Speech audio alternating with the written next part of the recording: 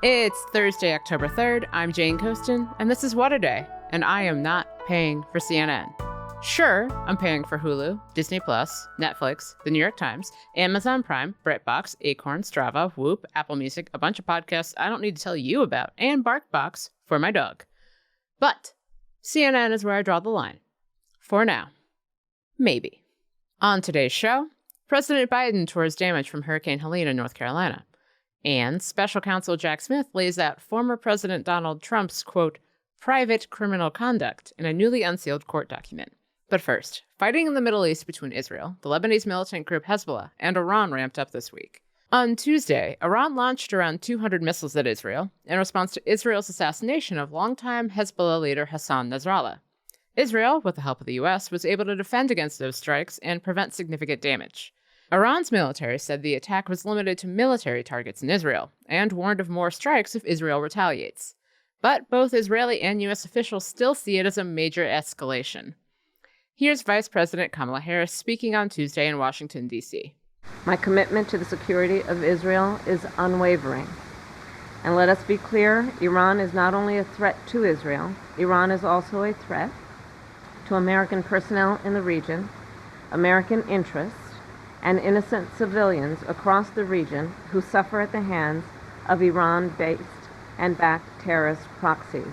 Biden administration officials have shifted away from their calls last week for a ceasefire between Israel and Hezbollah following Iran's missile strikes. But on Wednesday, President Biden did say there was one thing he wouldn't support Israel doing. Here he is speaking with reporters on a tarmac in Maryland. Would you support an attack on Iran's nuclear sites by Israel? The answer is no. But the events of the last few weeks have shown just how little control the Biden administration has over Israel's military actions. For more on what's going on in the region and the U.S. response, I spoke with Ben Samuels, U.S. correspondent for Haaretz, Israel's oldest daily newspaper. Ben, thank you so much for coming on What a Day. My pleasure to be here. So, White House National Security Advisor Jake Sullivan said this week that Iran will face, quote, severe consequences for its missile strikes on Israel. To what extent has the position of the Biden administration around Israel and Lebanon shifted since Tuesday's attacks? Well, I think something that you've been seeing over the past few days is something that you've really kind of seen come true over the past year, which is that the United States is really sort of on the back foot when it comes to Israeli policy. So, last week at the United Nations General Assembly, you were seeing American officials really sort of take a premature victory lap as if that the announcement of a proposal for a 21-day ceasefire was in fact a 21-day ceasefire in itself. And that was met with Benjamin Netanyahu taking the stage at the United Nations, saying that they weren't going to stop bombing Lebanon. And that was immediately followed by the killing of Hassan Nasrallah in Beirut. So what you're seeing is this sort of evolution where American officials, their sort of red lines that they're setting are completely shifting as Israelis push this even further and further along. And what happened with Iran is that, obviously there are shades of gray and nuances, and it's not necessarily a binary in terms of the United States agrees with everything that Israel does. But when it comes to a country launching 200 ballistic missiles at its ally, it is a binary, and it is very black and white. So when Iran takes the strike, the United States has absolutely no other choice but to say, we are completely 100% in your corner. We will do whatever we need to do to defend you. Israeli Prime Minister Benjamin Netanyahu said on Tuesday, quote, Iran made a big mistake tonight and it will pay for it. What type of response is most likely from Israel, given what we've seen over the last week, 2 weeks, year? Well, it's definitely going to be a strong response. I think the definition of proportionate is, remains to be seen. It's very likely that they will target some oil interests in Iran. If you were asking what much of the Israeli war cabinet would like to see, they would like to see strikes on Iran's nuclear targets. As much as Israel is going at it alone in so many ways, the United States didn't want to see Israel take down 6 city, big apartments in Beirut just to kill the leadership of Hezbollah. But once they did that, they said, okay, maybe this is a good opportunity. When it comes to striking nuclear targets inside of Iran, that is such a big step that they wouldn't necessarily be able to take that without consulting with the Americans. And since Joe Biden himself already said, I'm not for this, rather than, U.S. officials leaking on background that they're not for it, that sort of sets a different kind of red line. I'm interested to hear a little bit talking about Lebanon specifically. What has previous action in Lebanon taught Israel? Apparently not that much. I mean, when you see Israel say that they're going to take these limited ground incursions, the mission creep in previous examples has really set in to really dramatic effect. They said it in the 1980s, and that turned into a 20-year occupation. And then they said it in 2006, and that turned into a huge war. And that was resolved through a United Nations Security Council resolution that never really went into effect. The resolution says that, Hezbollah needs to go 24 kilometers north of the border to this river, and they've never done that. So Israel's saying, okay, we're going to go 5 kilometers above the Israeli-Lebanon border, and we're going to clear this out and give us some breathing room. But does anyone in the international community believe that they're going to stop at 5 kilometers? Absolutely not. And do Israelis believe that they're going to stop at 5 kilometers? I would venture to say not really. So, if you're saying, okay, we're going to take you at your word, then you got to take them at their word, because they've shown in the past exactly what that means. The Israeli military is calling its ground invasion of Lebanon limited, but as you said earlier, there's reason to doubt that. The Lebanese health ministry has said that over 1,000 Lebanese people have been killed and a quarter of the dead are women and children. Is this going to turn into another Gaza? It remains to be seen, because first off, I would issue the caveat that anytime a country's military crosses into another sovereign country's borders, I think limited carries a little bit of water with that. Mm-hmm. But that being said, I think it's important to note that Israel was really caught unprepared by the events of October 7th, and they did not necessarily have a game plan into the Gaza war that went beyond revenge. They've been planning for this war with Hezbollah since 2006. They have had such deep intelligence, which has really been seen from the sort of strikes that they've been taking, whether it's the exploding pagers and the exploding walkie-talkies, or being able to completely wipe out, 4 different levels of seniority inside of Hezbollah leadership in the span of days. This shows that they really know what they're doing here, and they're able to sort of do this in a much more sort of quick, meticulous level than in Gaza, where it was just sort of carpet bombing for the sake of carpet bombing. So it sounds kind of like a silly question, but Hezbollah has long acted as a state within a state in Lebanon. So where has the Lebanese government been? What's their response? The Lebanese government is saying that they want this UN resolution that I mentioned earlier to be put in place, that they said, okay, we want Hezbollah to go north of the Litani River. Israel will abide by international law, and it won't do flights into Lebanese territory. It won't just do these sort of strikes. Over 1 million people have already been displaced in Lebanon. They need to cut that out at the very least. But, I think it's also important to recognize that the role that Hezbollah played inside of Lebanese society, the Hezbollah fighting force was more powerful than the Lebanese military. And if you ask so many of the Lebanese people, the Hezbollah was really providing the sort of services that are expected of the state. So, while it's anticipated that the Lebanese government would sort of take the lead and take the reins here, they don't necessarily have the authority or the power to rule over the state that you would normally assume a government would over its own sovereign territory.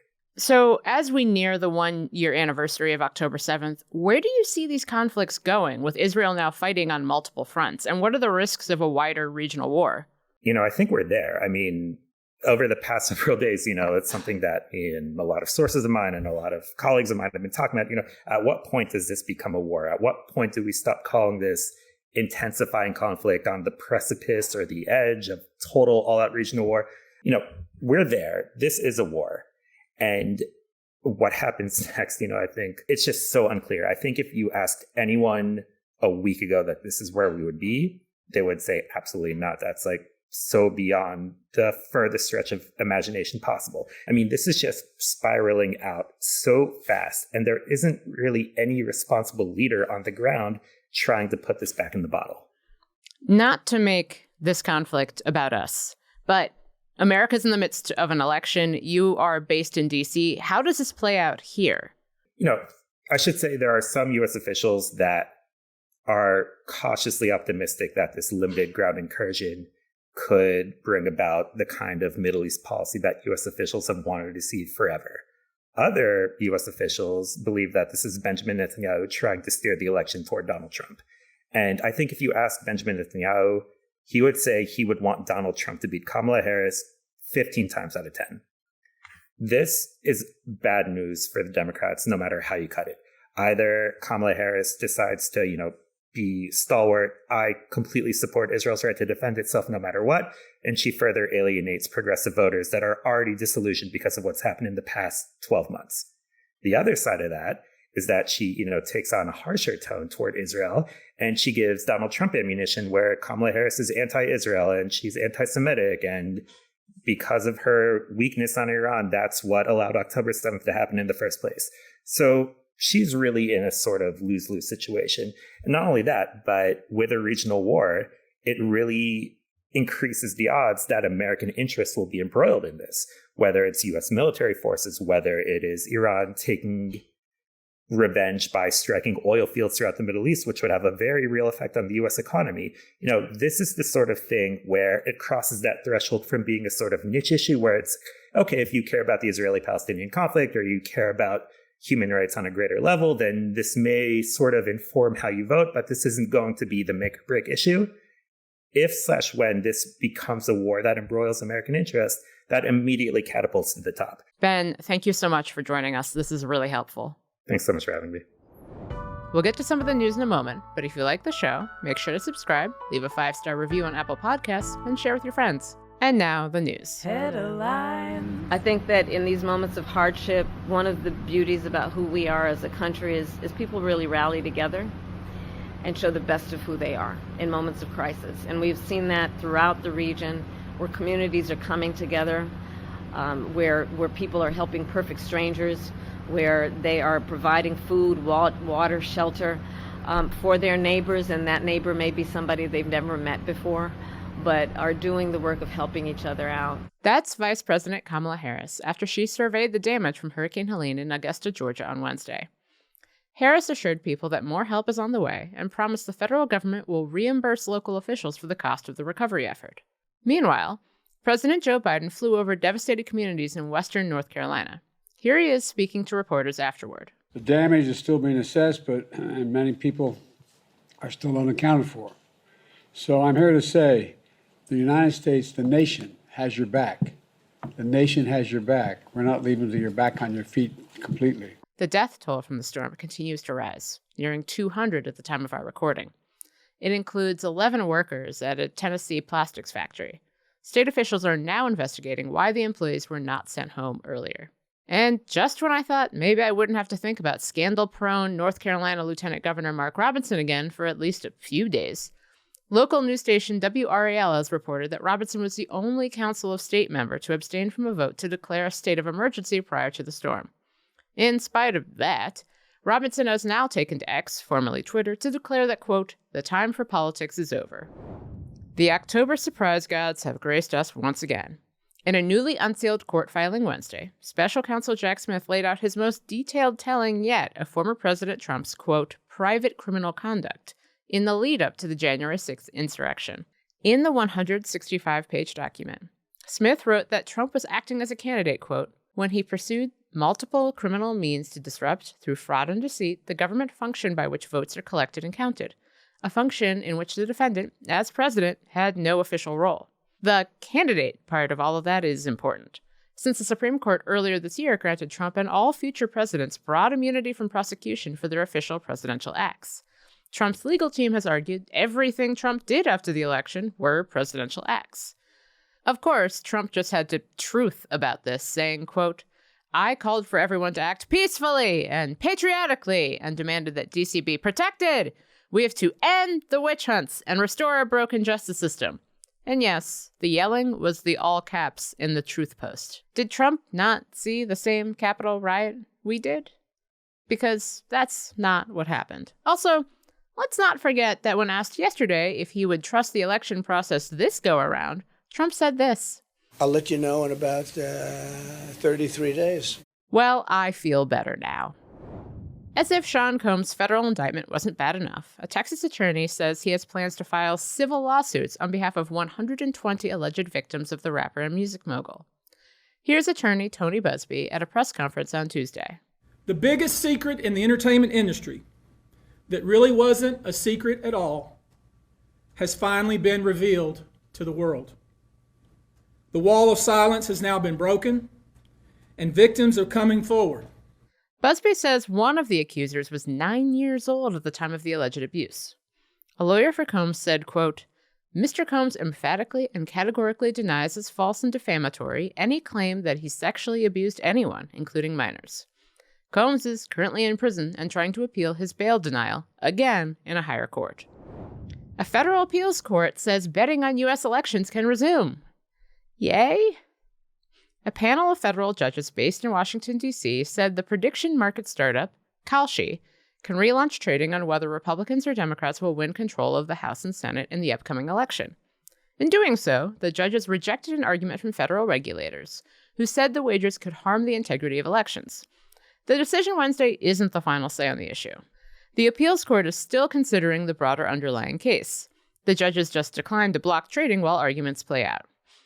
As of our recording time Wednesday night, Democrats are favored to take the House, and Republicans are favored to win the Senate. Also, don't bet on elections. And that's the news. As far as I can tell, there have always been two Donald Trumps.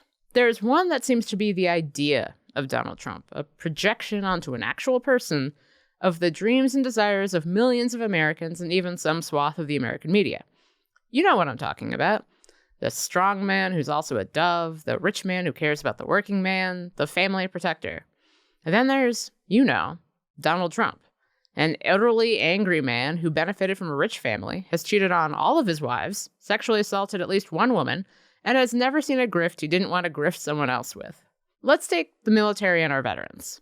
Here's how the idea of Donald Trump thinks about them. Here's U.S. Congressman and leader of Veterans for Trump, Brian Mast, describing why he thinks Trump is good for veterans. That our President Trump, y'all seen that photo of him where he's hugging the American flag? Wrapping his arms around it, embracing it, because he loves this place. And then there's how Trump actually talks about veterans. There are dozens of examples. Remember, quote, I like people that weren't captured okay.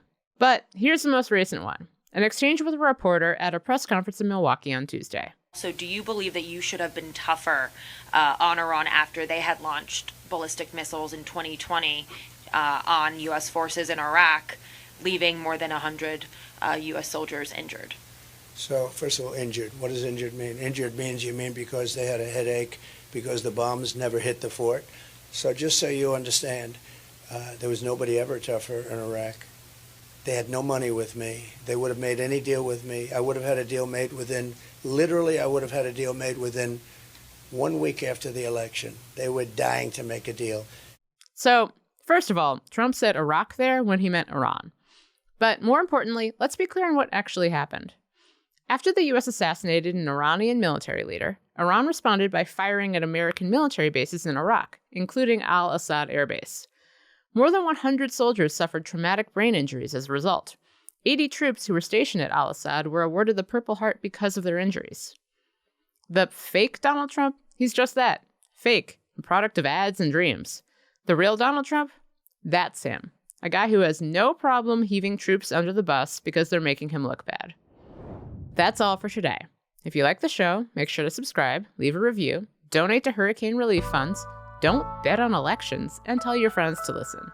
And if you're into reading, and not just Jack Smith's lengthy Trump court filings like me, What A Day is also a nightly newsletter. Check it out and subscribe at crooked.com/subscribe. I'm Jane Coaston, and stop making me subscribe to things tech overlords